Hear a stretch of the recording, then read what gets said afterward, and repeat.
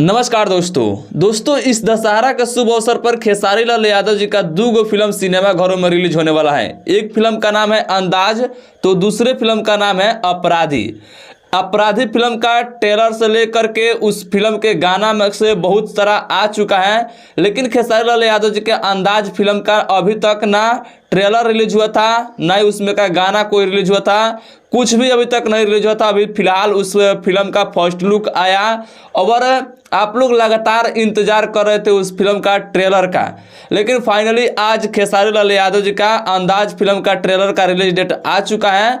29 सितंबर को सुबह 6 बजे वेब म्यूजिक के यूट्यूब चैनल पर रिलीज किया जाएगा खेसारी लाल यादव जी के अंदाज फिल्म का ट्रेलर। तो आप लोग तैयार रहिएगा, बहुत आप लोग इंतजार कर रहे थे खेसारी लाल यादव जी का अंदाज फिल्म का ट्रेलर के लिए।